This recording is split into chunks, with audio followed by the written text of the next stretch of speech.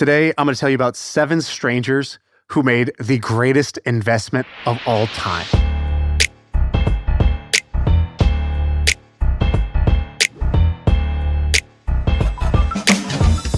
Sam, I'm just going to put my finger to your lips and just say, let me cook here because I got something for you.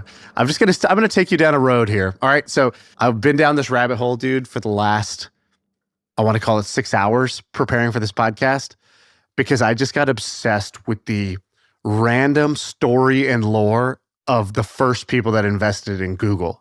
This is crazy. So this is the story of all the people who invested early at Google. And the lessons from this are not about investing in Google. This was 20 years ago.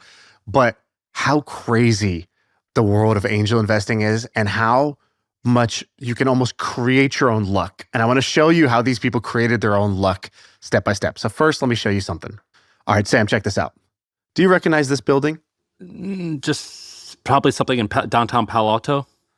What you're looking at is 165 University Avenue, also known as the Lucky Office, also known as the Karma Building.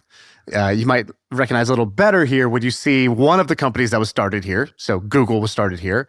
Before Google was started there, PayPal was started there. Before PayPal was started there, Logitech was started there. After Google was started there, a company called Danger was started there, sold for $500 million to Microsoft by the guy who created Android right after that. This office is legendary. Who's in there now? Well, it's had a little bit of a cold streak recently.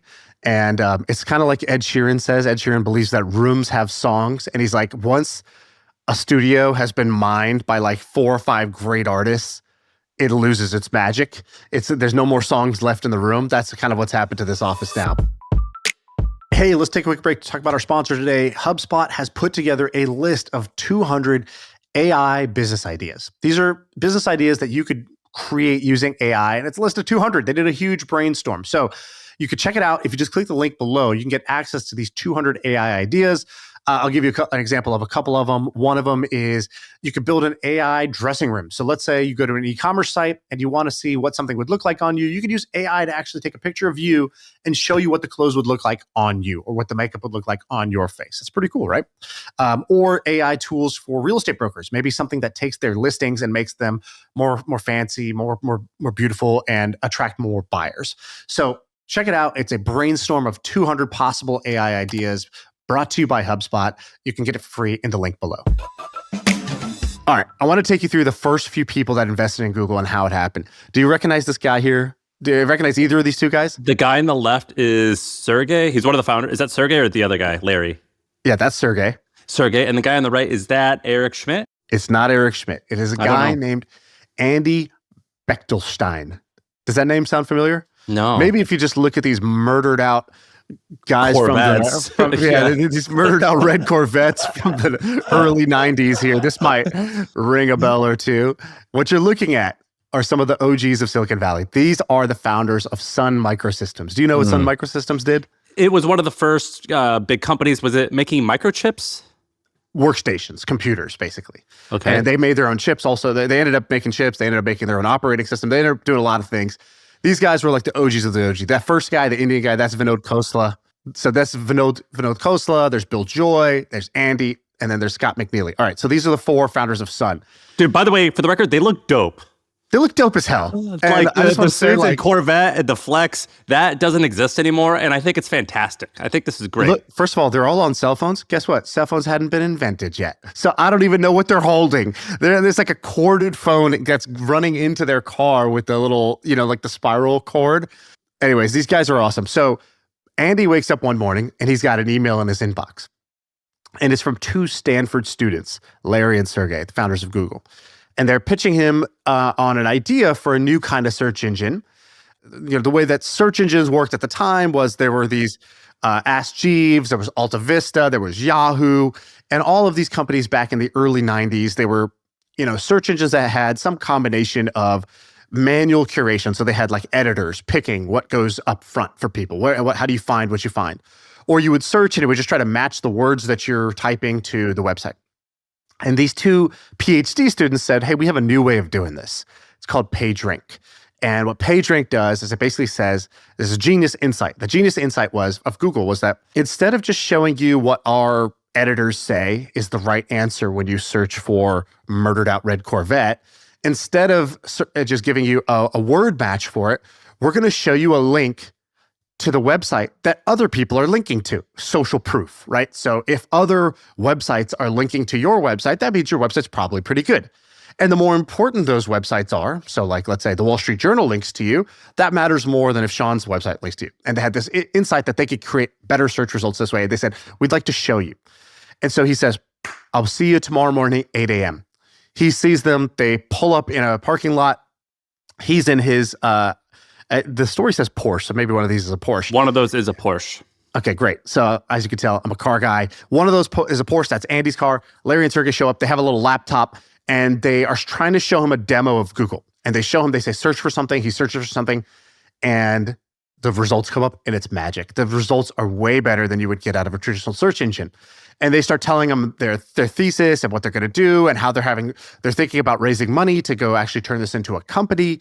And he says, guys, there's a lot of things we could talk about right now, but I think it's easier if I just give you money. And he goes back to his Porsche and he comes back with a checkbook. He writes them a check for $100,000 and he writes it out to Google Inc. And they're like, hey, we haven't even incorporated the company yet. And he goes, it doesn't matter. And they go, but what about valuation? He goes, well, guys, this is the best idea I've ever seen. Take the money, start building. And he leaves, he gets back in his Porsche, he drives away, and he doesn't even know how much of the company he's just bought because he didn't even agree on a valuation, a number of share price, none of that. He invests the money, he walks away. He invests at a $10 million valuation. Google today is like multiple $1 trillion, right? Okay, so he owns 2%. He owns 2% of this company. He doesn't even realize this at the time because they haven't decided on a valuation. And he's so excited about this company. And if you remember the 4 levels of luck, he's basically has that luck favors the prepared mind. He knew when he saw this company that he goes, this is the greatest idea I've ever seen. And this is the guy who created Sun. At the time, he's like the man, right? This is like if Elon saw something and invested in a company, and he's like, no, this is the best product I've ever seen. And this is the guy that made Tesla and SpaceX and building rockets. He's like, no, this is the shit. So Andy does that, and he's so excited, he goes and he tells the next guy in our story. And this is the next guy. Do you know who David Cheriton is? He's another OG, like Cisco or something like that, or Zoom, one of these like big things that I don't even know what they do, but they have a huge building. Arista Networks, yeah. Okay. He also invested in, I think, VMware that sold to Cisco for $700 million. So I took the screenshot off of Google. It says the quiet billionaire. Oh, I forgot to say, Andy's nickname is the Golden Boy. Well, David Cheriton's nickname was he was the billionaire professor. This guy's a professor at Stanford, but he's super wealthy, like a multi-billionaire. He's also on many lists as the cheapest billionaire, as the top 10 cheapest or most frugal billionaires you'll ever meet.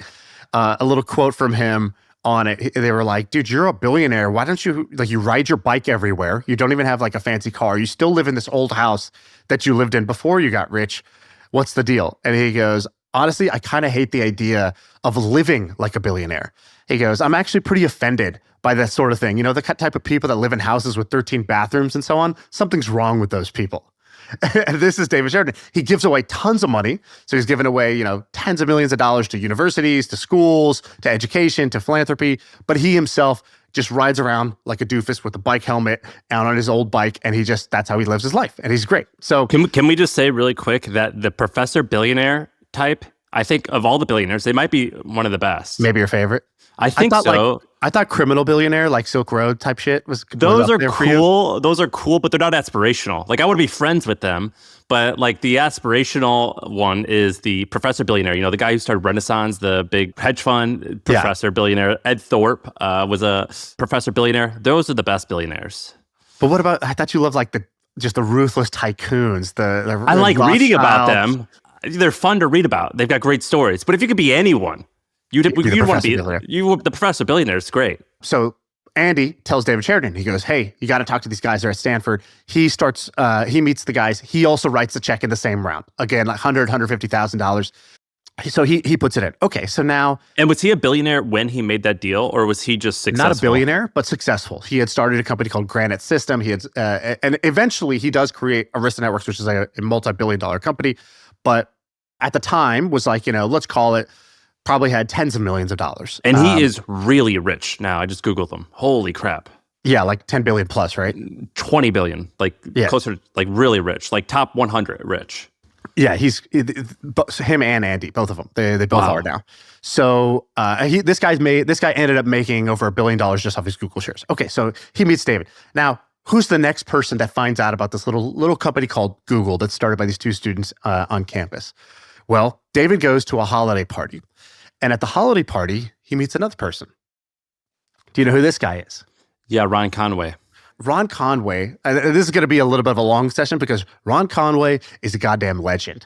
And I kind of knew Ron Conway was the man. I've actually met Ron Conway before, and he just has this presence. He's got a bit of an aura about him. But is he like a forgetful professor type? Because like where he's like always taking notes and he's like always moving and doing stuff and he forgets stuff? Is that like, He is like always taking notes. So like this picture, he's got this yellow legal pad. When I met him, he also had the yellow legal pad and he was furiously writing notes. And we were just at like a lunch. We were at like a lunch with the mayor and he was just writing like copious amounts of notes and he was just like always on the move. He was moving. And if somebody asked him a question, he would just, if somebody came to introduce themselves, he's like, how can I help you do what you're doing? And he was just like, get to the ask. Like, what's your ask? If I could do it, I'm going to do it. And then he would jot down a note on his yellow legal pad. Cool, I'll make that introduction.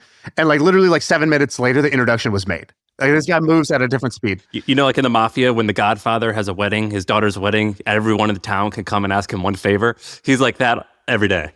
Exactly. You said, is he also like the forgetful professor? I think he's more like Santa Claus. He's Saint Got it, Nick. okay. He's like Saint Nick with like a triple espresso. And so he's just moving. Okay. And so Ron Conway goes to this holiday party, and the way he tells the story is he goes, I get to this party and I'm in a tuxedo, and I hate being in a tuxedo. I'm so uncomfortable. And I see David there. He's also in a tuxedo. And I go up to him and I go, David, let's talk about something else because I'm so uncomfortable with this tuxedo right now. And he goes, and David had invested in his fund. And he goes, David, the deal is you invest in this fund. Cool, I'll invest your money, but you got to be telling me what you're seeing. And like, you got to be my eyes and ears on the ground. He goes, David, what are you seeing at Stanford? What's exciting right now? He goes, I just invested in these two PhD students that are doing the search engine thing. And he had invested in Ask Jeeves. So he knew, okay, search engine's big deal. If somebody says there's a new search engine that's better than Ask Jeeves, I'm interested. I want to check it out. So he asked David, can you arrange for a meeting? And he tries to get this meeting. And he kind of fails. They're like, they're busy. They're like, look, we're not taking angel investors. We want VCs. But they go, but maybe you can actually help us get a VC. Was Ron a legend then or a legend in the making? Legend in the making. Got it. Okay. All right. Do you want the quick backstory on Ron? That's pretty insane. Yeah. All right. So Ron Conway starts off as an entrepreneur. He starts this company called Altos Computing. So he's also making computers like Sun. And he ends up taking it public, and then they get their ass kicked. The personal computer comes out, the PC starts kicking their ass. They end up selling the company, but they do well. And his early investor was Sequoia. So he goes to Don Valentine, who's like the guy who created Sequoia. OG, yeah. The OG of OG investors. And Don's like, all right, Ron, what do you want to do next? What's the next company you're going to start? He goes, honestly, I never want to manage 1,000 people again. That was a nightmare. I don't know what I want to do, but that's not it. And he goes, that's a bummer. Like, my hope was you're ready to start a new company and I was ready to write the check. But if not, maybe you'd be a good investor. How about I recruit you to Sequoia? Why don't you come follow me around for a couple of weeks? See if you like this investing thing. So he follows Don around and he's like, hey, he goes, hey, I think you could be pretty great at this, but you know what you should do? You should do this thing called angel investing. It's a new thing. And angel investing at the time was actually a term from Hollywood. It was about investing in movies. I think they called it super angel or something. Wasn't it like even like a different term? He became a super angel, but like it started with just angel investing. He goes, you know what? You don't even have to start your own VC fund. You could just invest your own money, just small checks, 10, 20K checks. And then, hey, when you see something cool, you bring it to me at Sequoia, right? And so he tells him he should go do this. And Ron decides, all right, I'm going to start angel investing. And basically he starts angel investing his own money. Very quickly, he decides, he's like, I made one great decision in my life. And it's in 1994. He's like, all right, I could just be an investor. He's like, but if I'm competing against guys like Don, I have no advantage, right? They've been doing this. They're just more skilled, more experienced than me. They have a better brand than me. And they just know that game inside and out. He goes, but what can I do to differentiate? He goes, well, what if I actually just start investing? What if I pick a niche? And he goes, and so Don's like, okay, is your niche going to be like hardware, computers, just like you just did with your company? He goes, no, all I know is I hate hardware. So what's the opposite of hardware? Software. What's this new thing? The internet. And at this time, by the way, the browser hadn't even been invented. Like Mark Andreessen's still a student at University of Illinois. He hadn't even graduated yet. But he's like, I think there's this thing, software. We needed it for our computer, for our hardware. And there's this new thing called the internet. Fuck it. I'm all in on the internet. And he just decides, he's like, look, it's a thing that's at zero. So he goes, the beautiful thing is there are no experts. So I can't be behind because this thing just started. So I'm going to go in this thing at zero. And I'm going to get to watch it grow. And by the time, this thing's 4 years, 5 years in, I'll be the expert. And he goes, that's the greatest decision I ever made in my life. And he goes, by the way, it's now 2025. I'm still all in on the internet. He's like, this thing, I thought this thing was small then. He goes, I still think it's early days. And so he goes all on the internet. Now, around 1999, he's been angel investing. He raises a fund. He raises a fund for $25 million from other people to be the Silicon Valley, angel investing fund. SV Angel, if you've heard of it. Actually, at the time, it was called something else, Angel Investments or something like that. But he decides, I'm going to invest in Silicon Valley companies. He raises $25 million. The dot-com boom hits. It's getting hot. He raises the next year another $175 million. And his approach is just spray and pray. He's investing in anything and everything that he sees. And so he's made like 250 investments by the time the dot-com bubble bursts. And when it bursts, he's like, oh shit. And they go to him, he's only working with like 4 or 5 guys. And they're like, hey, what's our strategy? Like the market's crashing. He goes, our strategy is we don't invest anymore. Like our strategy is, I think it's over. I don't know what to do. Like there's nothing to invest in now. And so he's like, but my hope is that one of these deals that we did early on is a winner. And basically what he says is that when that dot-com bubble burst, 80% of our companies just went to zero. But luckily, he had Google. And he had invested in Google along the way, and Google carried him. Okay, so how did he end up investing in Google? Because remember, they didn't want an angel investor. They wanted an institution. Well, the thing about Ron Conway is that Ron Conway is known for being just extremely generous. So even if he's not going to invest in the deal, he's just like, I'm going to help the founder. And his philosophy was, and a lot of people say this, but he actually did it.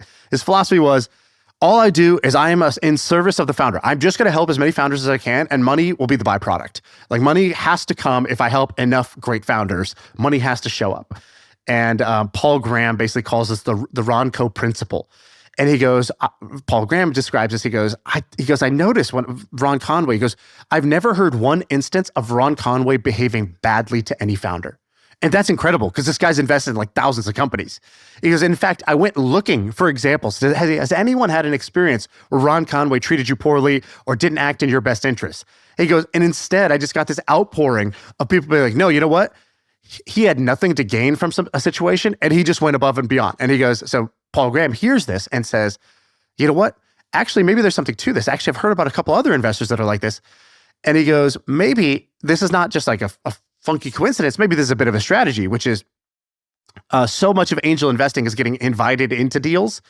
And if your reputation is just one where you just always act benevolently, then it's actually not just like an act of generosity or charity. You're actually building a reputation that's going to get you into the next deal, the next deal, the next deal. And that's exactly what happened here. And so Ron Conway, who, by the way, just side note, go to SV Angel's website. If you were trying to research this company, what would you pay attention to? Which companies they invested in. And what do you see there? Pinterest, Coinbase, Facebook, OpenAI, Snapchat, Twitter, Rippling, Reddit, Okta, Anthropic, Square. Every hit company is on this list. Yeah. Every hit Silicon Valley company is on this list. Paul Graham, when he Airbnb, Brex, Checker, Dropbox, like everything ever, like literally every company. Paul Graham did a talk where he interviewed Ron Conway, and he goes, all right, if you need to remember one thing from this, I'm going to say a bunch of words, but just remember this. One sentence. Ron Conway is the man. He goes, I was going to do an intro talking about the hit companies you've invested in, and then I realized it's actually shorter to write down a list of the hit Silicon Valley companies that you missed. And he had 3. It was like he missed Salesforce, he missed Kickstarter, and he missed one more. I forgot which one it is. And he's like, it's insane the number of hits that you've invested in. And he goes, and the funny thing is that Ron doesn't even spend it like, I don't know if you know about his like investing style, but it's exactly the same as YC, which I find fascinating. Which is why he just like $100,000 into every single thing. He meets you, and in 10 minutes, he makes a decision.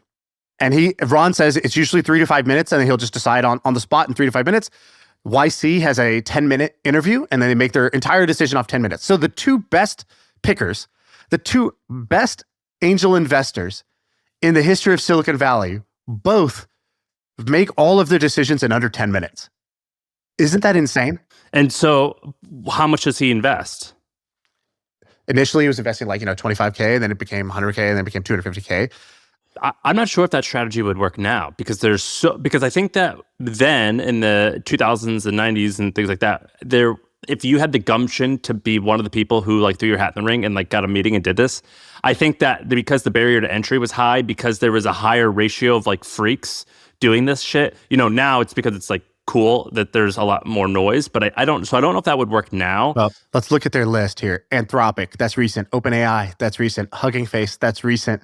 Right? Like these are the big, if I said what are the best companies in the last 4 years, that to be invested in, OpenAI, Anthropic, Hugging Face, like these would be in that list. He's in Uniswap, which was the big one in the crypto phase, like, 5 years ago or whatever. So I think this still works, but the trick to making it work is not just that they make snap decisions, right? Like his decision, his process was basically, they're like, what's your thesis? He goes, I had no thesis. He goes, I went into angel investing when there wasn't even really a word. He goes, there was no thesis that you could have at the time. All right, the internet's cool. And then he's like, I realized one mistake pretty quickly, which was that the more I tried to judge you meet a founder and they have an idea, they have a personality, and then there's a market. And basically, if you try to blend those together, you try to make a decision off the mix of the idea, the founder, and the market, you lose. If you love the founder, but you hate the idea, you also lose. He goes, Airbnb, I didn't love the idea, but I love the founders. So what does he pick? One of those three or just the person? He's just like, I just picked the founder. He goes, and what I do is, he's like, I'm just going to invest in the founder. It's the founder's job to figure out the idea, and they change the idea. And he goes, and by the way, I'm not just investing in this founder for this company. I'm investing in this founder for life, because he goes, I realized that the best founders start multiple companies. And so for example, he put one of his first employees when he started doing this was his son, Topher. And his son's 13 years old. And his son makes his first investment at 13 in a little company called Napster. And he's like, oh, I heard about Napster, but I don't know about this shit. Topher, go use this thing and tell me if it's amazing. Topher comes back the next day. He's like, Dad, this is the craziest thing I've ever seen. I can get any song. I can download anything. This is changing the game. I'm downloading bits of the song from other people around the world. It's this mind-blowing, this decentralized thing. And he's like, cool. All right, let's go invest in this thing. He goes and he meets the founders. Or he had already met the founders. That was his diligence. And he invests in Sean Parker and Sean Fanning. And he's like, cool. Anything you guys do from here on out, I'm in.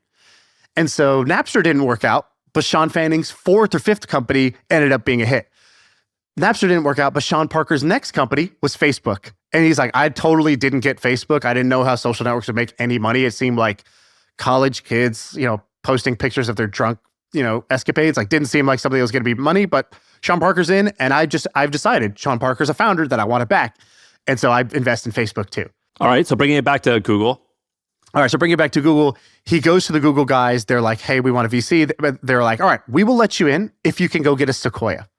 Because Paul Graham asked him, he goes, when you invest in Google, did you know like this is a huge company? There's going to be like an all-time company. He goes, you could never think of a company as like $1 trillion company. He goes, but I did think it was going to be really, really big. And I went all in trying to get this investment. And he goes, why'd you go all in? And he goes, well, because they had three things. He goes, first, super smart geeks. That's criteria 1. 2, really determined. 3, do they do something that surprises me? For example, they're really smart geeks, but they're also really charismatic. Or he goes, but that wasn't the case for them. It wasn't the case for Zuck that they were really charismatic.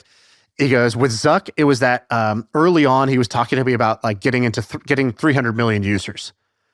And he's like, no service had 300 million users. So the fact that Zuck had figured out like, yeah, we're going to connect everybody. And he's like, oh shit. Okay. Just the fact that this guy is saying things like that, it is a level of ambition that's not really, common. And guess what? I wasn't surprised when he turned down $1 billion from Yahoo, because all he wanted to do was rifle focus on a product that would actually reach everybody. So with Google, he goes, they were super strategic. They told me, they go, you can be in if you can get Sequoia. He goes, okay, that's great. Sequoia's great. But why Sequoia? They go, not just Sequoia. We need Mike Moritz. He goes, well, okay, Mike's great, but why Mike? And you go, because Mike is on the board of Yahoo. And what we're going to do is we're going to build the best search engine. And right now, Yahoo has a deal with Alta Vista. Alta Vista powers all of their search. So we want to cut 2 mega deals.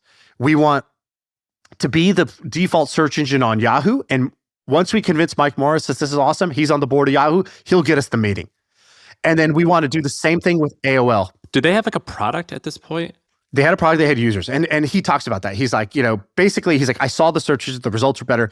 And they had early users that were like, the people who used it all the time. So it wasn't like they had a ton of users, but it's the same thing as Facebook. The people who used it like crazy. And so they go, we want Sequoia and we want Kleiner Perkins. He goes, well, you could have either or. They don't usually like to do deals together. He goes, we want Sequoia and we want Kleiner Perkins because Kleiner Perkins, John Doerr is on the board of AOL or has a relationship with AOL. We need that deal too. So they were cocky and smart and strategic. Yeah, they knew what they needed and they were like, it's like an algorithm. It's like, that's the output we need. So then we need to find the path to that. Well, I read stories of them, the Sergey and Larry, retelling the story, and they were like, we were full of ourselves. We thought we were the best, and we were pretty good, and we acted like it.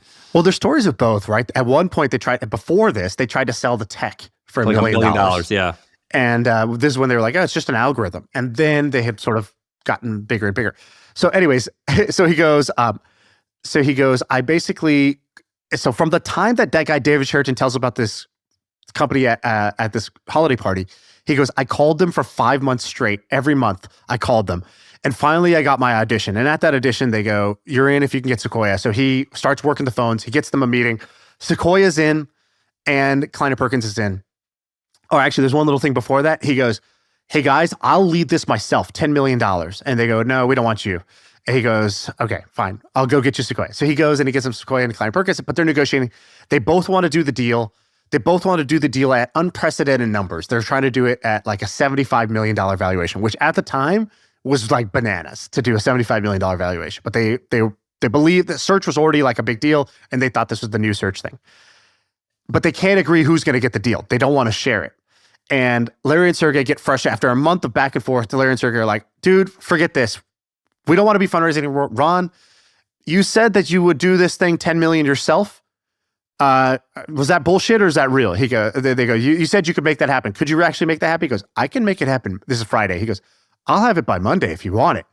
And they go, all right, that's what we want. He goes, but honestly, guys, do you want that or do you want them to share the deal? They go, our first choice, we want them to share the deal. But if they can't get their shit together, we'll do it with you. And again, Ron Conway badly wants this deal, but he does what Paul Graham calls the most generous act in the history of Silicon Valley. He calls Sequoia, he calls Kleiner Perkins, he goes, guys, they're not bluffing. If you don't have this thing done by Monday, they're doing a deal with me to do all 10 million, but they want this with you guys. That's what they truly want. You guys got to figure this shit out. By Saturday morning, they've agreed, we're going to do this. And they carve out Ron a little allocation because he put that deal together. So he invests. Yeah, he gets the $250K. So that's how Ron Conway gets in on this deal. One last little Ron Conway thing, because it's just, you said something about like mafia. And here's Ben Horowitz from Andreessen Horowitz. He wrote a whole blog post called Ron. And in the blog post about Ron, he says, Ron is not an investor. Ron runs a network. And in Ron's network, everybody who's a node knows you are important. And there's a certain code of behavior that you have to have. He goes, to get into the network, you must have a relationship with Ron. No, I say relationship. That means not just I've met or I know. More on this later. He goes, 2, you must answer when called. Ron makes sure that his network matters because he demands extreme reliability. If he calls you to participate, you must participate when called upon. And he goes, 3, that keeps you in what I call good standing with Ron, which is you must remain in good standing with Ron to remain in the network. If you do not act when called upon, or you do not act well in terms of you have some kind of bad behavior with founders, Ron will light you up and take your ass out of the network.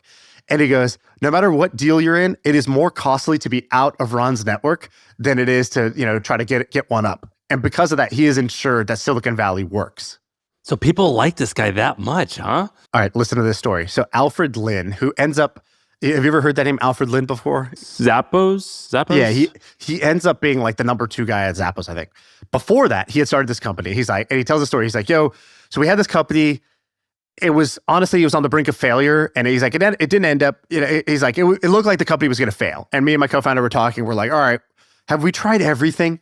And they're like, well, there's one investor we haven't talked to because we don't really know him super well. But like Ron did invest in our company early on.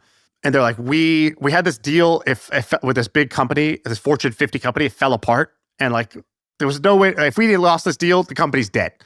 So he goes, I didn't know Ron at the time, and his investment was really small, which is why we hadn't reached out to him yet. We first went to our big investors, but we struck out.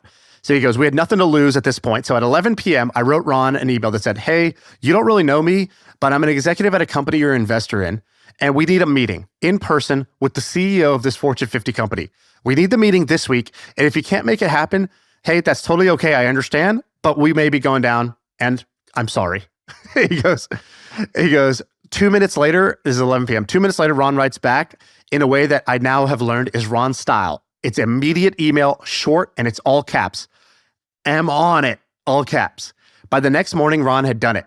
We got an 8-figure contract with that company that led to a 9-figure contract, all because of this desperate email. And eventually our company got acquired for $800 million.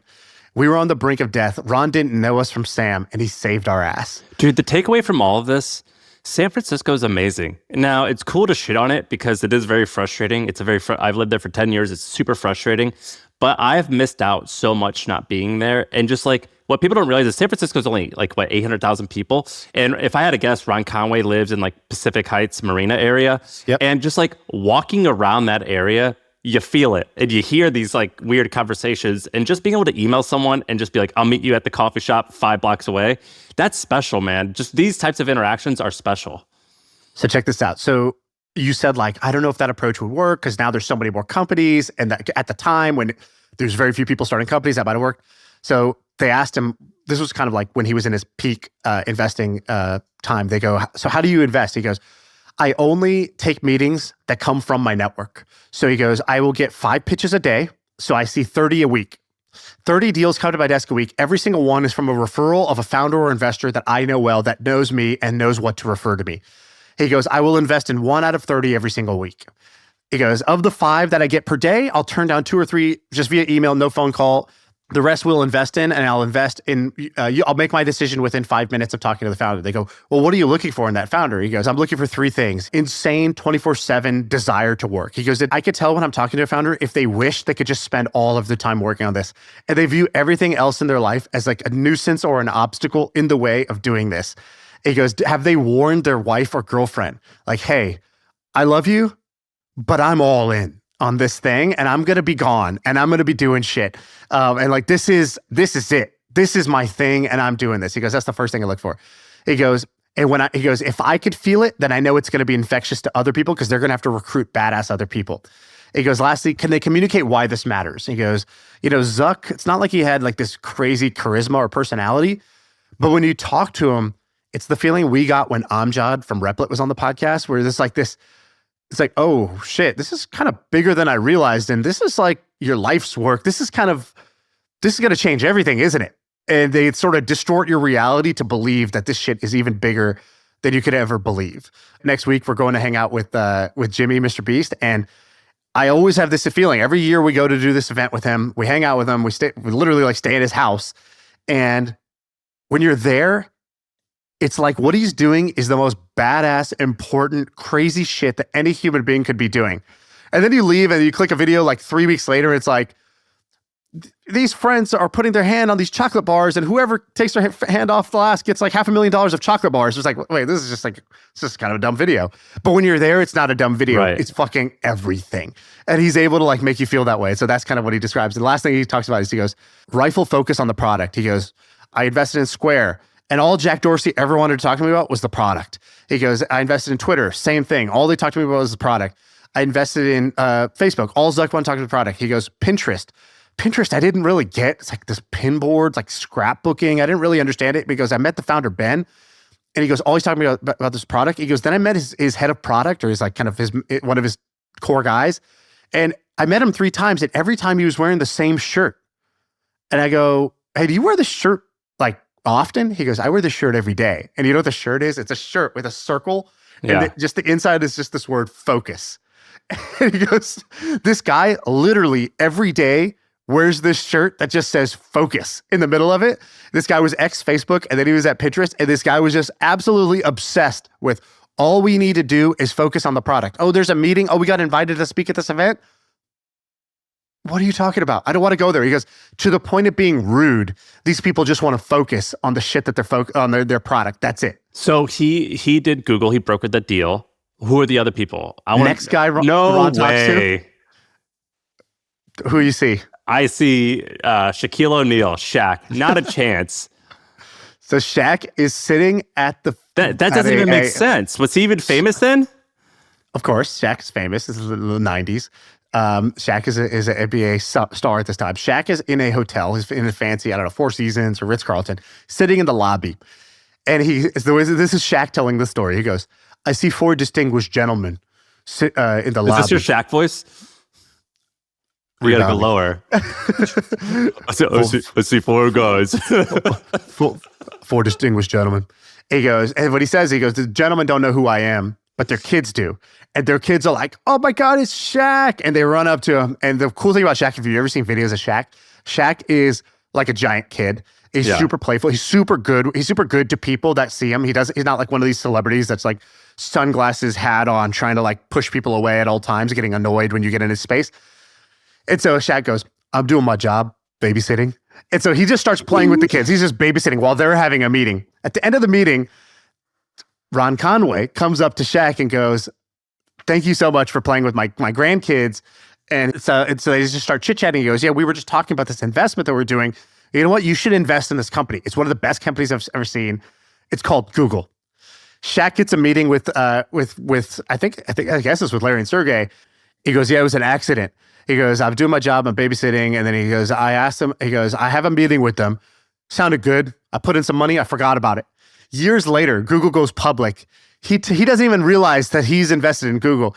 He reads in the newspaper that Shaq is in the S1. Shaq's going to make a killing off of this. He goes, I'm Shaq. What? And so he goes and he remembers. And so Shaq turned, and he's like, yeah, I wish I invested more. Shaq turned like, a couple $100,000 into, 100 million plus off of his Google investment. No way, really? No, nobody knows how long he held it, but, it's pretty insane. So Shaq is the next one. Do you know who this is? Yeah, R.I.P. R.I.P. This is, I don't know, actually, how do you say her name? Do you know how to say it? Susan, last name is a Polish name. Wojcicki, I forget. Yeah, Wojcicki, I don't know what it is. Susan W. So Susan ends up getting in on the action early with Google, but I don't know if you know the story how. I know that she had a garage and they wanted to work there. And did she like give them a free place to stay and work there and got like a little bit more equity? Yeah, kind of. So her sister, Anne, was dating Sergey. And Anne says, my boyfriend needs office space. And Susan wasn't wealthy at the time. She was like a mid-level like marketing manager at some company. And her husband had just bought this house. And then they were feeling a bit of the pinch about like kind of the home. And they were like, you know what if we rented out our garage? So they put up an ad saying, we'll rent out our garage. Anne is like, oh, actually, my boyfriend needs a space. So the Google guys rent out her garage for $1,700 a month. And they start working out of her garage. And she just sees them working there day and night. And she hears updates just because she's bumping into them. She quits her job. She ends up being employee 16 at Google. And so that's how she became a billionaire, was by quitting her job to go work for the company that was working out of her garage at the time. And she ended up being, up until recently when she passed, she was the YouTube CEO. Exactly. So she had worked on AdWords for a bit. And then when she was a big advocate for like, hey, we should acquire YouTube. And when they acquired YouTube, they were like, hey, you were a big champion for this deal. She ends up becoming the CEO of YouTube for many years before she passed away. And I think that sister of hers started 23andMe. Correct. All right. This is, I don't think you know who this is. No. Oh, yes, I do. Pear. Yes. Oh, wow. That's a deep pull for you to know this. So this is Pejman. Now, he did not actually invest in Google, so I'm cheating a little bit. But this is part of what you said. Well, my takeaway is the magic of Silicon Valley. Here's more of the magic of Silicon Valley. Okay, so this guy's story is crazy. Him and this other guy, last name Amidi, I forget, I think it's like Samid Amidi or something like that. Amini, two Persian guys. So first Persian guy starts a rug shop in Silicon Valley, right in the heart of Palo Alto. He's selling luxury Persian rugs. And right above his, like right next to his rug shop, there's also some office space. And so he ends up renting out office space to the founders of, I think it's like PayPal or something like that. PayPal's early founders were there. There was a couple others, and so he ends up he's selling rugs to these people. He gets to know these people, and then he realizes like, wow, Google, Just PayPal, that classic gregarious like immigrant or Persian guy. Like, hey, my friend, come here, my friend. Exactly. You want some tea? Let's have some tea. And they have tea. Tell me about yourself. Tell me about yourself. He becomes friends. He's right next to them. He's selling them rugs. He's selling them office space. But he's like, dude, these companies, made a killing. And so they start taking their rug money and they start investing and become angel investors. And they don't know anything about technology really, but they're like, let's just invest in the people that come in to buy the rugs if they seem interesting. And so how does Pejman factor into this? Pejman cold calls this guy and he's like, hey, I'm coming out to Silicon Valley. And he's like, can I have a job with you? And the guy's like, well, have you ever sold rugs before? He's like, no. He's like, have you ever sold anything before? He goes, no, but I could learn. And he goes, listen, man, how can I give this job to somebody who's got no experience? He's like, he plays on the Persian side and he says, like, how could you turn me down? You haven't even met me yet. Just meet me. And so he agrees to meet him. He hires him. And so he ends up becoming basically like a rug salesman for this guy. And he, over the next 15 years, his English improves, his confidence improves. He becomes Abiti's top rug seller. In his best year, he moves $8 million worth of rugs. That's insane. That's absolutely insane. One of his first out of a storefront. Out of a storefront, Palo Alto. And dude, so that's like $600,000 of rugs a month, or that's so many dollars worth of rugs. It's insane. It's totally insane. So along the way, they're like, grand, what is that? 20 grand a day of rugs? Yeah. And this guy's living. He comes to Silicon Valley. He lives in an attic above a yogurt shop, and then becomes a rug salesman. And that guy ends up becoming one of the greatest investors in Silicon Valley. And here's his trick. So he's like, he meets somebody, he starts selling rugs, and one of the guys who walks in is this guy, Andy Rubin. Andy Rubin comes in, and he sells him a $5,000 Persian rug. And during the negotiation, he's like so impressed with this guy. He's like, man, you're a great negotiator. What do you do? He's like, oh, I'm a businessman. I got this company. And he's like, tell me about it. And he's got this company called Danger. Remember, I told you one of the companies in the Lucky office, a company called Danger. And these guys made, do you remember the T-Mobile Sidekick cell phone? That's, Andy Rubin made that. Yeah. His next thing he made became Android. And so Andy Rubin's prolific. And then now he's since done DeepMind or some type of AI. No, he went and became like the head of mobile for like the big Chinese manufacturer or whatever. Right, okay. And then I think now he's doing like an AI thing. So he's like, and so he's talked to this guy and he goes to his boss immediately and he goes, we got to invest in this guy's company. He goes, cool. What does it do? He goes, couldn't tell you. It's something technology, super complicated. I don't know anything about it, but I'm telling you, we got to invest in this guy. He goes, are you sure? He goes, listen, if this guy was selling red balloons, I would invest in it.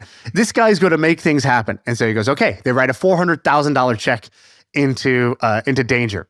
And along the way, he ends up becoming like a partner in their investing. As he makes money from his commissions, he takes every dollar he has, basically $200,000, and he buys into like their partnership to be investing in startups. And they invest in all these different startups. So he meets Joe Lonsdale. No way. After he'd done Palantir, Joe's buying rugs, whatever, he gets introduced to him. And he goes, Joe, I would love to show you a rug. He's like, cool, I'll come into the shop. He goes, no, brother. Let me bring the rugs to your house. So he brings like 100 rugs to Joe Lonsdale's house. And his trick is he's like, you learn a lot about a person when you go to their house, much more than if you meet them for coffee or they come into your shop. And at the time, Joe Lonsdale would have been in his mid-20s, right? Yeah, he's very young. And he goes and he meets him and he's in that Persian rug game. He's in that Persian rug game already. And he's like doing this next company, Adipar, which by the way, recently sold for a couple $2 billion. And at the time he's like, love this guy, love Adipar, Joe Lonsdale, we got to invest in this thing. And he ends up investing in Adipar. He ends up investing in Dropbox because one of the co-founders of Dropbox is also Persian. And so he's speaking in Farsi. He's like chumming him up and he's like, come on, please let us in. He ends up doing that. He ends up investing in AppLovin, which is now a $100 billion plus company. Because I think the founder of AppLovin might be a Persian guy, right? I think so too. I think so. Yeah, he's Iranian or somewhere from that area. And so there's like this whole mafia that gets created off of this rug shop. How insane is that? Dude, do any wasp want to relate with me? Hey, let's talk about baseball and hot dogs and cows. like, where's Dude, my wasp at? Dude, okay, I'll give you some credit. One of your best investments now is this company you told me about that I totally didn't get. Because I was like, dude, what are you doing? You're just putting nicotine pouches in your mouth while we're doing the podcast? And you're like, yeah, I always have one in. And I was like, what the hell are you doing? And you invested in this company called Lucy that was making like a nicotine gum or pouch at the time. At the time, it was a gum. And it kind of just wandered around for a little while. It didn't even seem like it was going to take off. But now this shit is taking off. Dude, I think Lucy's going to end up being like a $500 million or billion-dollar company. You invested early on in that because you were pouch bros with these guys. Yeah, I did 25 grand into it. And when I did it, I was just like, oh, you started Soylent, and our mutual friend is Josh, and Josh says you're cool, and nicotine is addicting. Yeah, like I guess cool. Sounds good. I'm in. And so I invested $25,000. I think I only had $100,000 saved up, so that was like a big deal for me. So hopefully, and then I like messaged them, and I'm like, what's happened to you guys? I haven't heard from you in like 6 years. What's going on? And then they recently hollered at me, and it turns out it's going really well. Yeah, it's going amazing now. Shout out to John Coogan and the crew there. Okay, so let me finish out the story here. Did you know that Bezos invested in Google? I heard that. Did he invest in it because he was getting a lot of traffic from it, or why? I'm not sure. I tried to find it. It could not find like any of this backstory here, but Bezos invested $250K pretty early in Google as well, which is kind of wild. It's the same way that, Microsoft also invested in Apple and kind of saved Apple from failure at one point in time. Like there's these stories of these people that you think are kind of enemies or competitors, but actually at a key point in time invested in each other. I just thought that was kind of cool. All right, I want to share with you. Let's see, do I have anything else? Oh, there's one other hilarious story from this whole thing.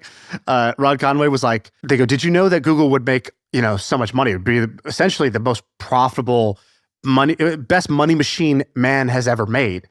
And he goes, no, he goes, I still have Google's first slide deck, 10 pages, 10 slides. And it was all about the product. And he goes, the last slide, which is always like the financials and the projections, it just said, thank you. He's like, dude, where's your financials slide? And they go, well, we have no idea. And he goes, okay, love it. I'm in. But how crazy is this like wild world of like meeting people at a party or the lobby of a hotel and hearing about this thing and doing this deal? Isn't this crazy? But that's how it still is, isn't it? It is. Like, it's just that you don't get out. You still live there, but you don't get out. Like during the Tony Robbins episode on our pod, he has this phrase he says, which is proximity is power. And he just talks about like literally just being close to the action is like this most underrated thing you could do. Just being as close as you can to the people you want to be around, to the people you want to be like, because whether it's you hear a thing, you meet a thing, you start to do the same habits and lifestyle of those people.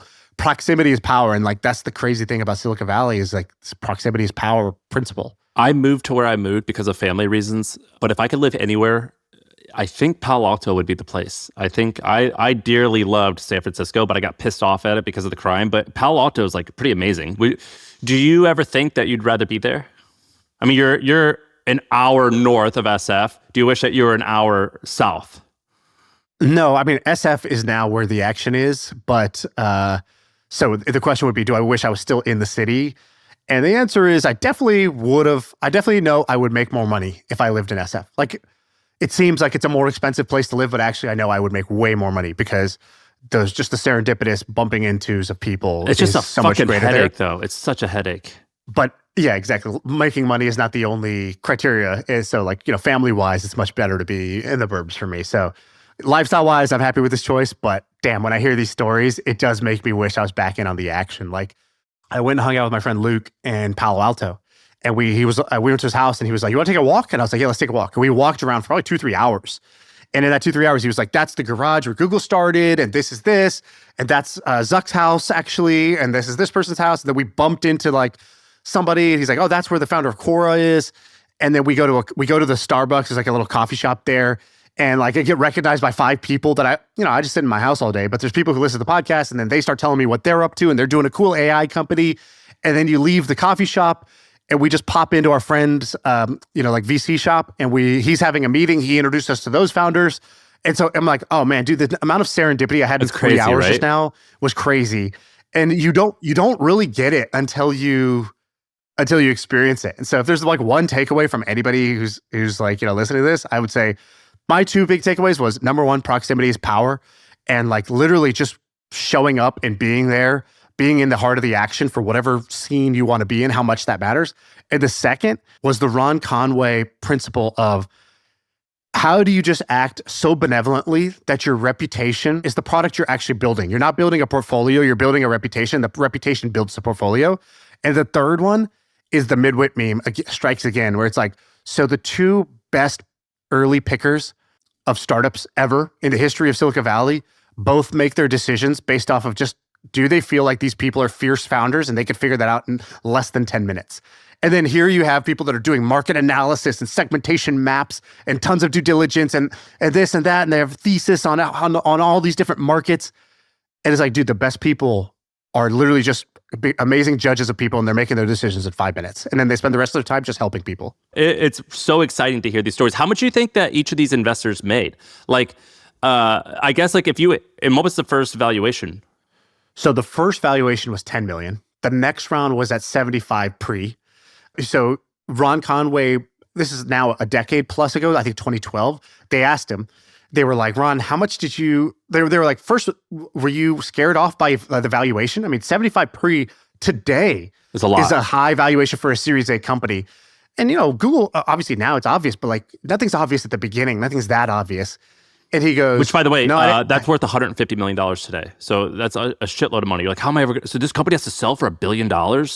Right. So like, they're like, did this valuation scare you off? He goes, no, I think that's crazy. He goes, companies are binary.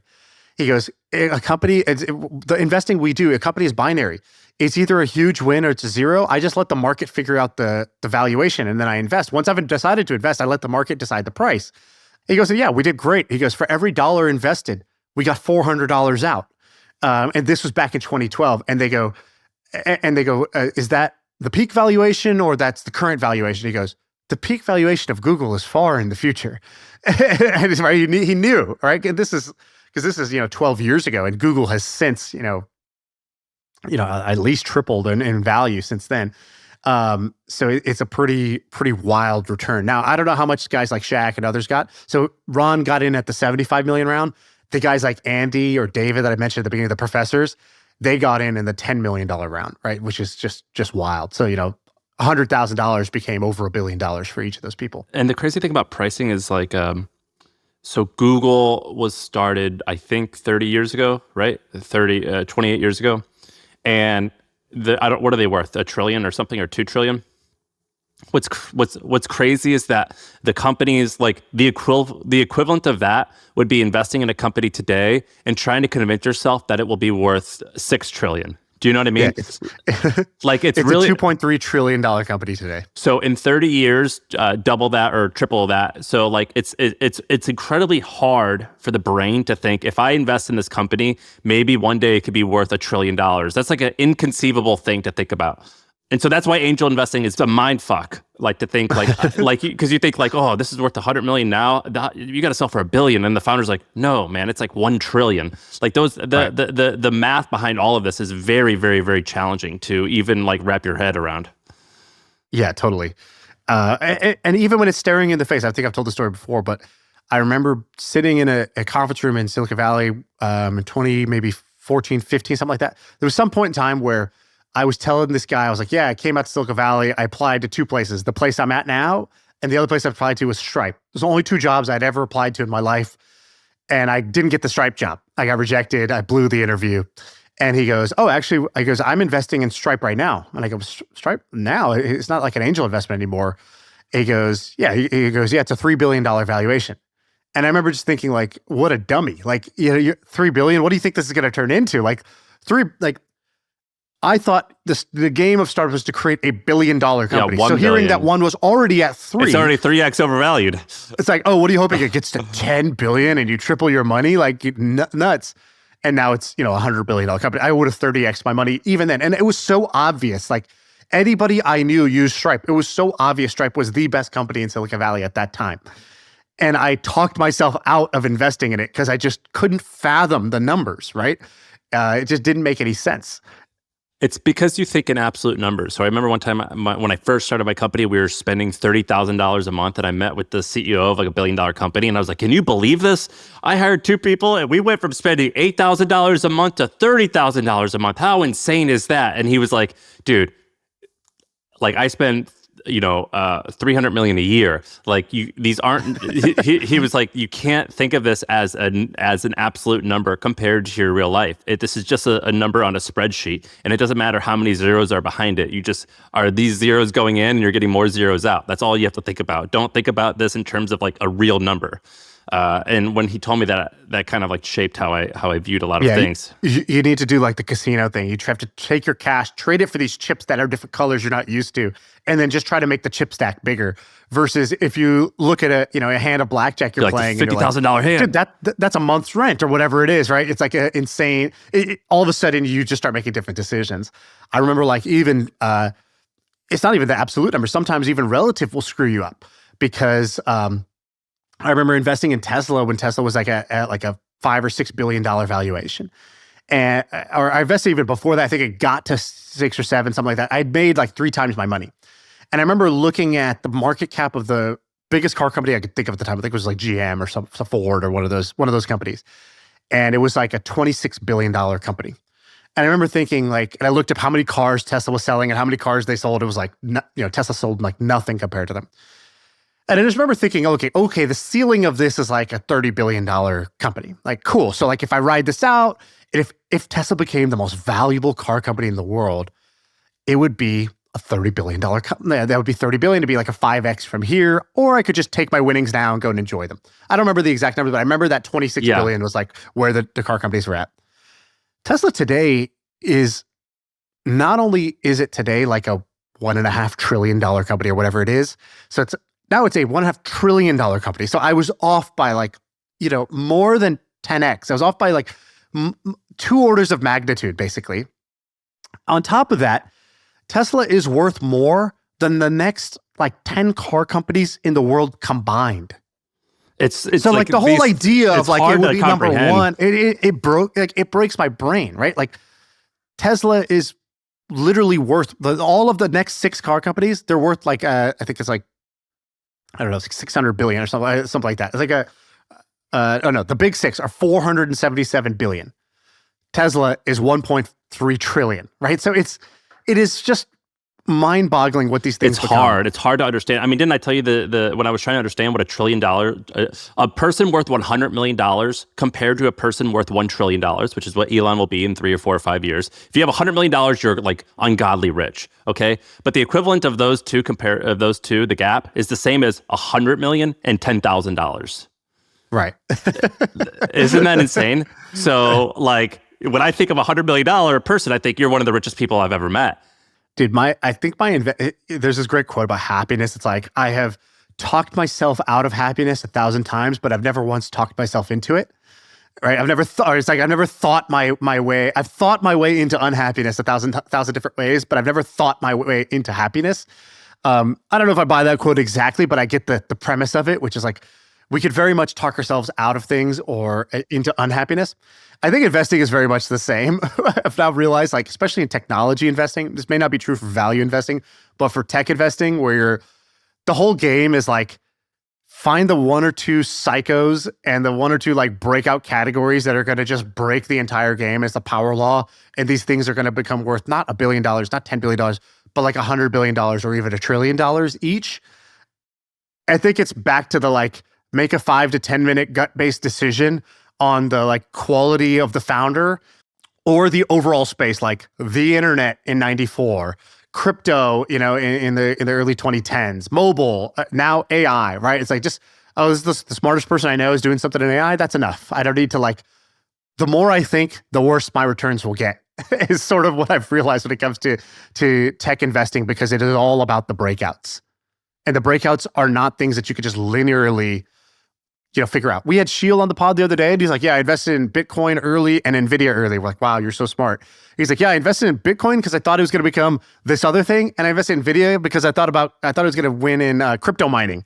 So he's like, even in the ones he was right, even in the professional investor with amazing returns who picked the right two things to bet on of the last 15 years, Bitcoin and NVIDIA. He got it absolutely right.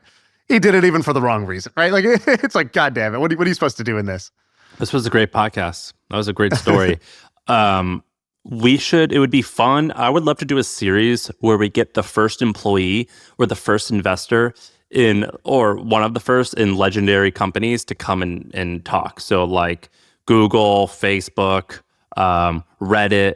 I think that's the hack, because getting the founder obviously is great. It's super hard, and they're also like still running the company and have to say certain things, and like they've been so media trained. And like the statute of limitations can be like past it. So it's like if it's 10 years old, it's like, look, no one's gonna get mad at you if you say that you guys like called the competitors and pretended to be a customer just so you can get like fake information.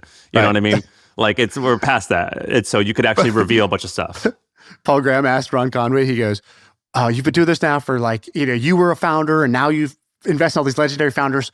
What's changed? And he goes, we drank way more back then. He goes, what? That's the thing you're going to say? He goes, yeah. He's like, every day around like 4 p.m., we had this woman, Donna, who would like push a cart around the office with booze, and we would all drink.